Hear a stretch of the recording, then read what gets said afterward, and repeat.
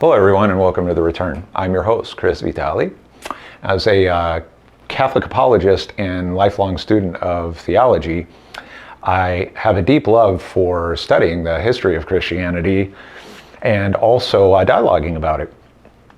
I also enjoy sharing Catholic faith, which means I have a special interest in evangelization and including hearing people's conversion and reversion stories.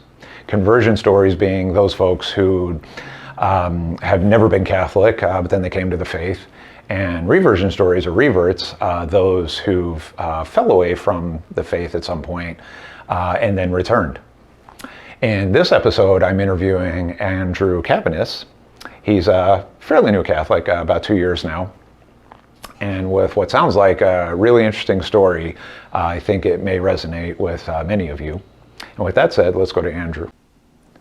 Andrew Caveness. Hello, Chris. Good to see you again. Oh, same. Yeah, we met a couple of months back at a retreat, and so glad that you're here today. And also, we have new chairs, kind of probably hard for the viewers to see.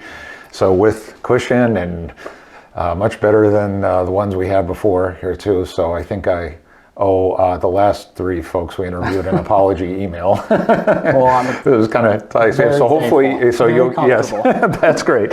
So you get to break in the chairs with me here today. And again, thanks for being on the program here.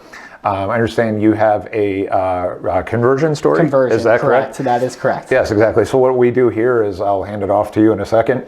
Go ahead and share your story, give the highlights of it, the bullet points, etc. As I have told my other guests in prior episodes, I may ask questions along the way. And of course, at the end, I may have a few questions as well. But with that, let's go ahead and hand it off to you and look forward to hearing your story. So absolutely. So thank you so much, Chris, for having me here today. I'm so excited to share this. And awesome. I hope other people take something away from it. So where to start? I guess we'll start at the beginning. I grew up deep in the Bible Belt. Oh, really? Right. Oh, okay. In the heart of, in Mississippi, very small town. My father, he ran a nonprofit organization there, while also being a pastor of a non-denominational Protestant church. So, oh, no kidding. From when I was born to when I was 18, I grew up in that church. I grew up in that nonprofit. Got to see what service and love looks like, and spent so much time in there, and had such a strong family structure where so full of love and so full of faith, and was really just so thankful, especially looking back now, for that home setting. And what I found, though, is once I left that home setting at 18 to go to the Naval Academy, is that the foundation of my faith, I had it built upon sand. So when I left that kind of support structure, I found out that it wasn't there. Like within 2 months, I stopped going to church. I stopped praying. Yeah. I barely would read the Bible, and I didn't know what to do by myself. And so I kind of fell into a group of people and was just kind of following what everyone else was doing at the time and just trying to have fun while also work really hard and try to get ready to serve my country. And so with that, I felt I was so busy that I put faith at the very bottom of my list. And came about halfway through, I went through some issues personally, and then my family back home also had some issues. And I honestly thought this loving family that I grew up with, it seemed like it was kind of falling apart. And so when I was home that summer, in church, I didn't know what to do, so I was just praying. I fell to my knees and was just praying that everything would be okay. And that was the first time where I truly experienced God, and this overwhelming presence came over me. Wow. And in that moment, I just felt this sense of peace and this sense of love, kind of like when you're a kid and you're hurt and you crawl up on dad's lap and you just know everything's going to be okay. And that's what happened to me. I knew in that moment I was going to be okay. I knew my family was going to be okay, and that God would provide, and that he absolutely was real. And so that was a very transformative moment for me. And so went back to college with this revigoration of like, okay, I'm ready to serve God. But what I ended up doing, and I kind of continued over the next few years once I graduated, became a Marine officer, was that I tried to do it on my own terms. So I would still barely kind of go to church, but I would pray a little bit, not very consistently, and I'd read the Bible a little bit. And it kind of was a roller coaster faith journey where I would be on fire for a week, then do my own thing, and then come back. And so, but along the way, God was tugging at my heart, and I knew that like He was real, and that I wanted to serve Him, but I just kept falling on my face, and then I would kind of hide. As you see in the Bible quite a bit, some people try to hide from God when He's looking for them.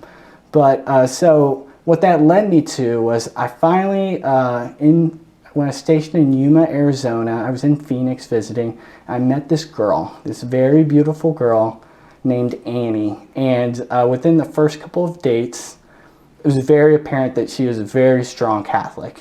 And she said, if you're coming to visit me over the weekend, we are going to Mass every single Sunday. That is no question about it. And I was like, okay, I can do that.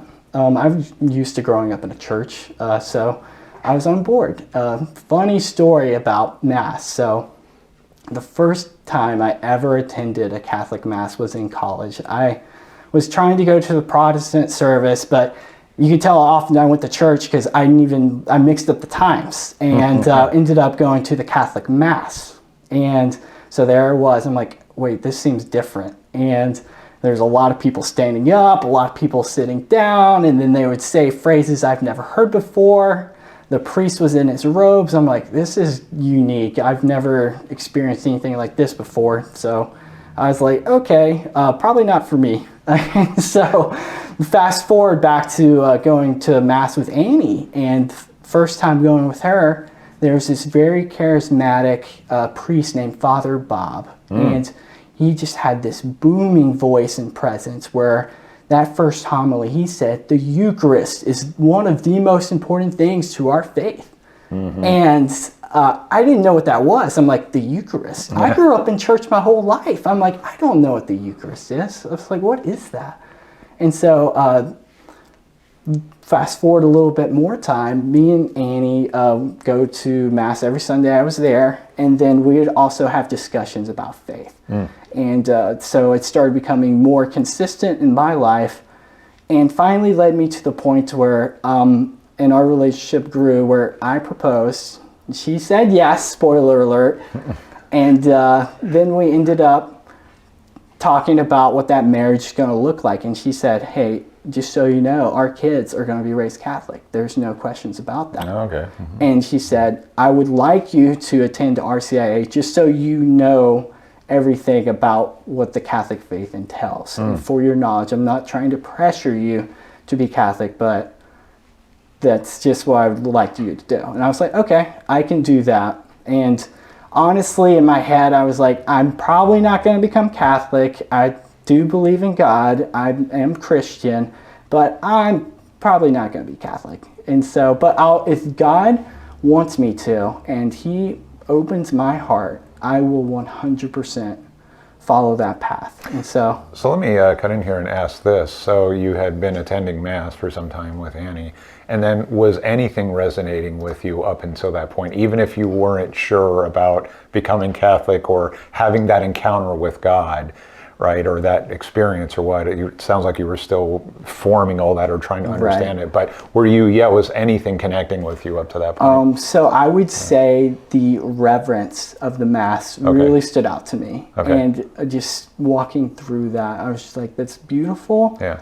And at the time I was like, but I feel a missing passion. But what I didn't realize is that was for me. That was me not having the passion to be a part of that. So I was kind of from an outsider looking in. I could tell there was reverence there.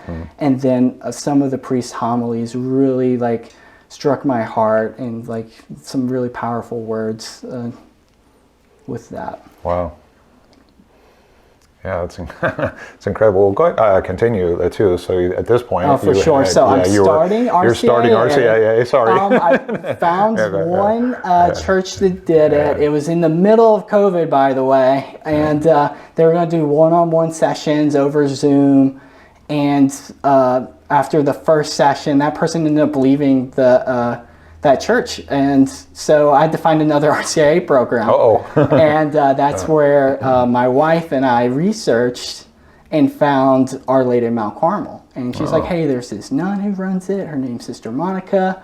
So I reached out, did an interview, and that first interview, sitting down with Sister Monica, I could just tell, like, this person had the light of God like shining through her. Yes. And you could just tell right away. And something was different about her. And so after that, started the program with Our Lady of Mount Carmel, kind of a month behind everyone else, but kind of quickly caught up. And it was transformative. It was such a mind-blowing experience for me because I had all these questions about Catholicism. Even like I was going to Mass all that time, but never answered my questions about, okay, so what about Mary? What about the saints? Like purgatory didn't really make sense. And so like going through that class, it was like every week there's a new subject, and I would come in with my list of questions. I would do all the reading, and then we'd go into RCA, we would watch the video, we'd have the discussion,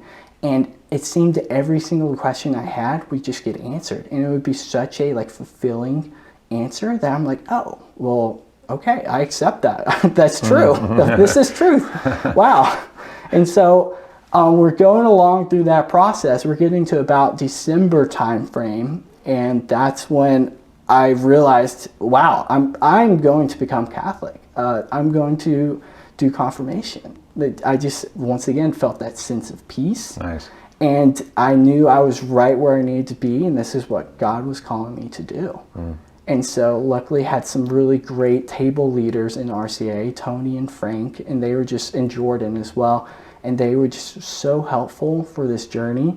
I started reading more about, like, it's this book called Catholic Christianity, and then this other one called Why We're Catholic, and it was just answering so much for me. And I knew this is where I needed to be. And so it was really beneficial for your RCIA. It was unbelievably beneficial, Great especially experience. because, you know, I had gone to Mass with my now wife for 3 years, and I didn't know any of that stuff. And going just through a few months of RCIA, it just really just opened my mind and opened my heart. Wow. Yeah, really connected all the dots. Yes, it did. Yeah, It did. Everything actually made sense. And yeah. I was just like, this is beautiful. That's so awesome to hear, really. So then after that, right, so then you complete RCIA, you then become Catholic, right? I go to confirmation. Initiated into the church. Exactly. One of the most beautiful days of my life. That's awesome. And how long ago again was that? So that was back in 2020. 2020. Yes. Okay, so yeah, Easter so a couple years ago 2020. now, So, right? Yeah, that's awesome. Right. And you attend, of course, the parish here. Of course. Right? So right, and so go through confirmation, eager to just learn more, and then just felt this real sense that I need to serve the church now. Like I've gone through this, and now I want to be able to help others. And so luckily ran into Sister Monica after a Mass, and she's like, hey, would love for you to help out RCIA this year. And so I got put on the team.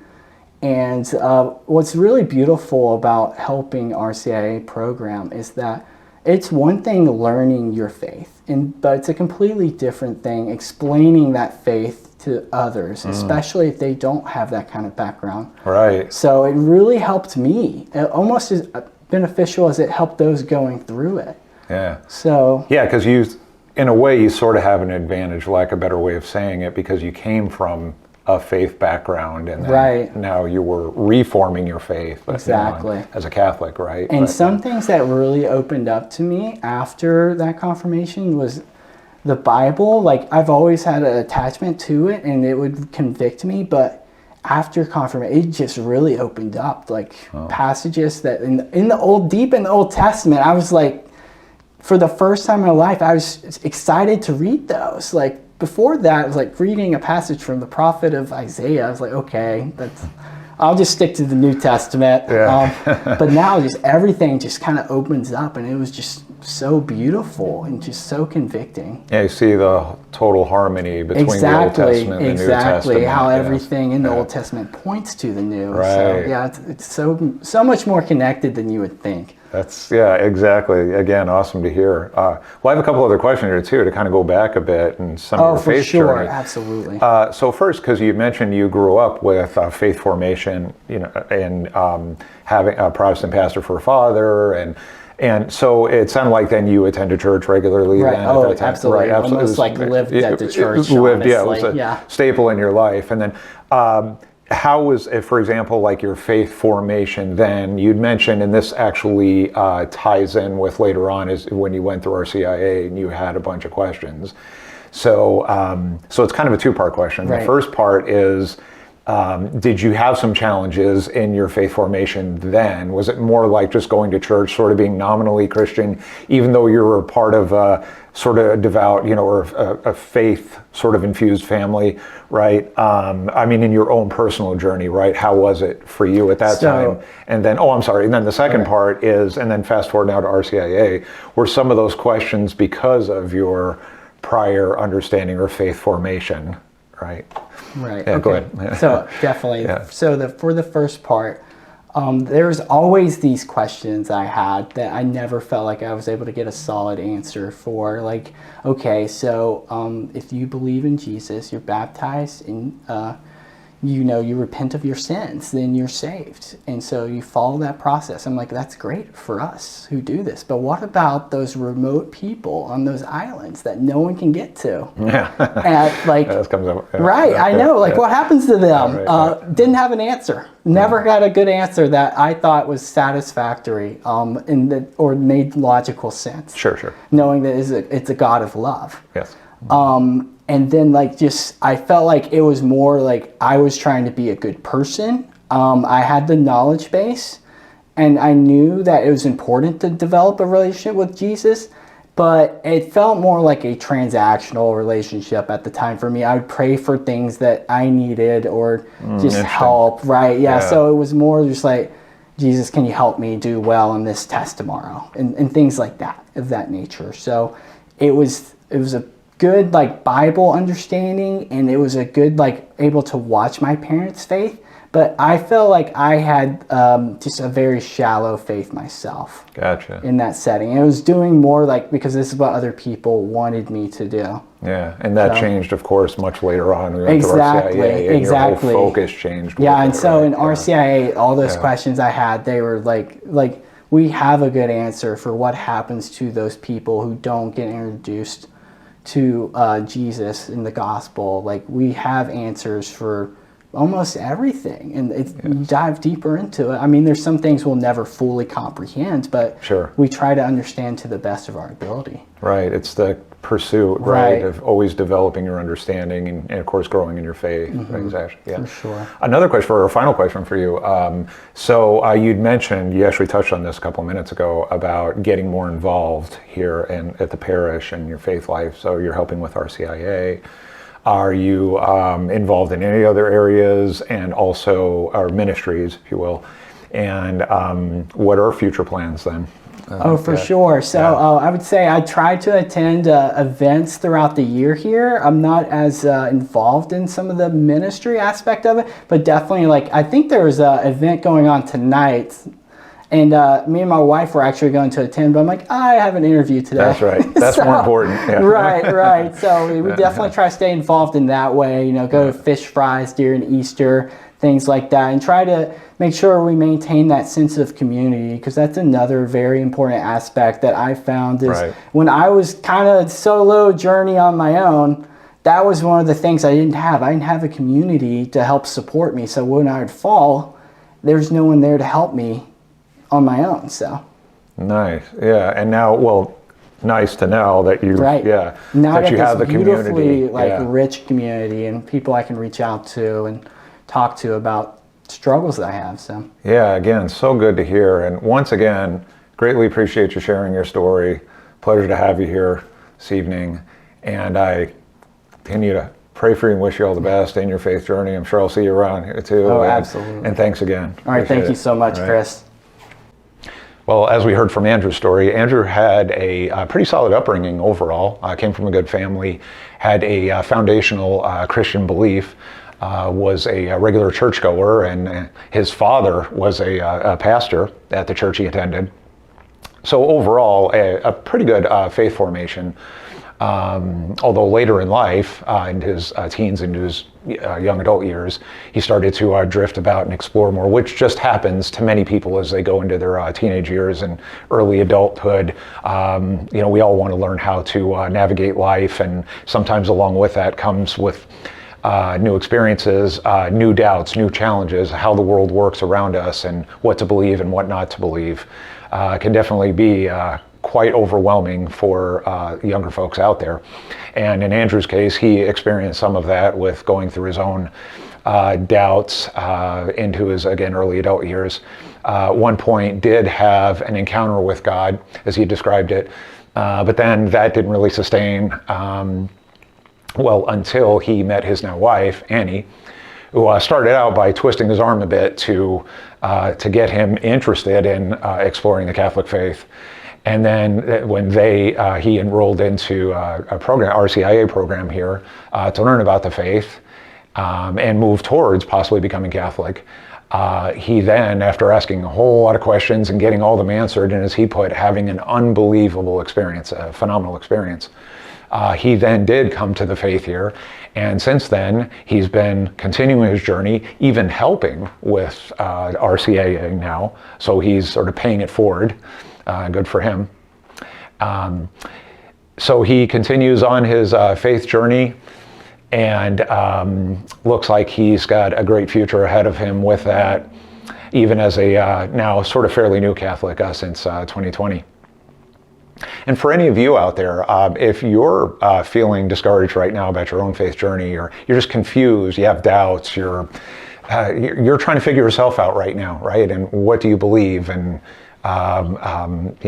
questions about, relationship with God, or trying to make sense of it, really.